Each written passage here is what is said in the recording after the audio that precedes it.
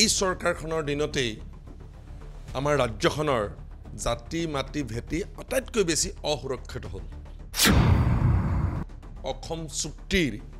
এই চৰকাৰখনৰ দিনতেই তাক নক্সাত কৰা হ'ল তেওঁলোকৰ কাৰণে বাইবেল গীতা ভাগৱত তেনেহ'লে আজি বাইবেল গীতা ভাগৱতক যদি নক্সাত কৰিছে কোনে কৰিছে বিজেপি চৰকাৰে কৰিছে গতিকে আমি এই চৰকাৰক গৰিহণা দিছোঁ ধিক্কাৰ দিছোঁ 2014 চনৰ 31 ডিচেম্বৰত অহা সকলো হিন্দুৰ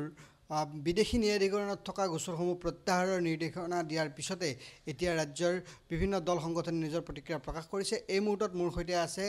AJYCPৰ সভাপতি পলাশ চেংমাডেঙৰীয়া আপোনাক স্বাগতম জনাইছোঁ এই গোটেই বিষয়টোত AJYCPৰ ফালৰ পৰা কি প্ৰতিক্ৰিয়া আছে কাৰ বলবৎৰ বিৰোধিতাৰে আপোনালোকে প্ৰতিবাদ কৰিছিল কিন্তু কাৰ নিয়মক লৈ এই মুহূৰ্তত ৰাজ্য চৰকাৰে নিৰ্দেশনা দিছে বিজেপি চৰকাৰে শাসনলৈ অহাৰ পূৰ্বে তেওঁলোকে কৈছিল যে জাতি মাটি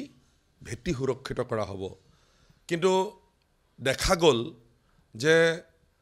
এই চৰকাৰখনৰ দিনতেই আমাৰ ৰাজ্যখনৰ জাতি মাটি ভেটি আটাইতকৈ বেছি অসুৰক্ষিত হ'ল অসম আন্দোলন হৈছিল তাত 860 জন মানুহ শ্বহীদ হৈছিল কেইবা হাজাৰ মানুহ ঘূণীয়া হ'ল তাৰ পিছত চুক্তি হ'ল চুক্তিমতে 71 চনৰ পিছত অহা হিন্দুৱে হওক বা মুছলমানেই হওক বা আন ধৰ্মাৱলম্বী মানুহেই নহওক কিয় তেওঁলোক বিদেশী তেওঁলোকক চিনাক্ত কৰা হ'ব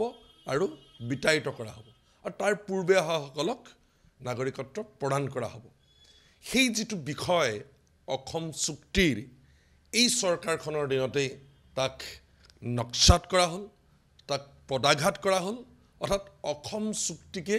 এই চৰকাৰখনে নক্সাত কৰিলে কাৰণ অসম চুক্তিয়ে 71 চনৰ পিছত অহা হিন্দুৱে হওক বা মুছলমানেই হওক সকলোকে বিদেশী বুলি কৈছে আৰু এতিয়া এই বিজেপি চৰকাৰে 14 চনৰ 31 ডিচেম্বৰলৈকে অহা অমুছলমান যিবিলাক ব্যক্তি অৰ্থাৎ অন্যান্য ধৰ্মৰ মানুহটো বিশেষ নাই বা নাই বুলি ক'লেও বেয়া নহ'ব ভুল কৰা নহ'ব কেৱল মাত্ৰ বঙালী হিন্দুসকলক নাগৰিকত্ব প্ৰদান কৰিবৰ কাৰণে বাংলাদেশী বঙালী হিন্দুসকলক নাগৰিকত্ব প্ৰদান কৰিবৰ কাৰণে তেওঁলোকে এনেধৰণে অসম চুক্তিক নক্সাত কৰা কাৰ্যক আমি অসম জাতীয়তাবাদী যুৱ ছাত্ৰ পৰিষদে তীব্ৰ গৰিহণা দিছোঁ কাৰণ অসম চুক্তিক এইখন চৰকাৰৰ দিনতে তেওঁলোকৰ যিবিলাক সহযোগী ৰাজনৈতিক দল আছে তেওঁলোকে কৈছিল যে অসম চুক্তি তেওঁলোকৰ কাৰণে বাইবেল গীতা ভাগৱত তেনেহ'লে আজি বাইবেল গীতা ভাগৱতক যদি নক্সাত কৰিছে কোনে কৰিছে বিজেপি চৰকাৰে কৰিছে গতিকে আমি এই চৰকাৰক গৰিহণা দিছোঁ ধিক্কাৰ দিছোঁ প্ৰায় 20ৰ পৰা 22,000 মানুহ এতিয়া ভাৰতীয় হোৱাত আপত্তি নাথাকিব কাৰণ গোচৰ প্ৰত্যাহাৰৰ লগে লগে তেওঁলোকে নাগৰিকত্বৰ বাবে আবেদন কৰিব পাৰিব কেৱল মাত্ৰ 20ৰ পৰা 22,000 মানুহেই নহয় আমি NRC যেতিয়া ফাইনেল ড্ৰাফ্ট বা NRC ফাইনেল যেতিয়া ওলাইছিল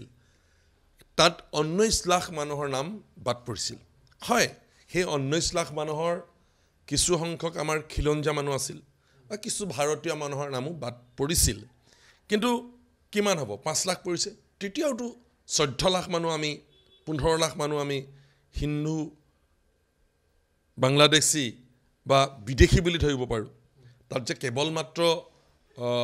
মুছলমানেই আছে তেনেকুৱা নহয় তাত হিন্দু বাঙালীসকলো আছে এই 19 লাখত গতিকে কেইবা লাখো মানুহ হিন্দু বাঙালী হিন্দু বাংলাদেশী মানুহ এইখন অসমত আছে সেই কথাটো নিশ্চিত গতিকে এনেধৰণে মই ভাবোঁ যে অসম চুক্তিক পদাঘাত কৰি তেওঁলোকে যে নাগৰিকত্ব প্ৰদান কৰিব বিচাৰিছে হিন্দু বাঙালীক হিন্দু বাংলাদেশীক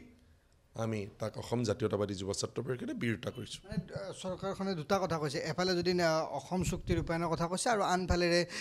এইসকলক নাগৰিকত্ব দি অসম চুক্তিখনক হত্যা কৰা হৈছে দুটা চৰিত্ৰ অসম চুক্তি ৰূপায়ণ কৰাৰ কথা বাকী যিবিলাক বিষয় সেইবিলাক বিষয় তেনেই নগণ্য কাৰণ অসম চুক্তিৰ মূল যিটো আত্মা আছিল মূল যিটো বিষয় আছিল সেইটোৱে আছিল যে বিদেশী বিতাৰণ তাৰবিলাক বাকীবিলাক আমি চম্ভালি ল'ব পৰা বিধৰ আমাক অন্যান্য যিবিলাক লাগে আমাৰ ভাষা আমাৰ সংস্কৃতি আমি ক'ৰবাত নহয় ক'ৰবাত আমি নিজে সেইবিলাক সুৰক্ষিত কৰি ল'ব পাৰিম কিন্তু বিদেশী বিতাড়নৰ যিটো বিষয় সেইটো ৰাজ্য চৰকাৰ কেন্দ্ৰীয় চৰকাৰ বাংলাদেশলৈকে যিহেতু বিতাড়ন কৰিব লাগিব বাংলাদেশৰ চৰকাৰ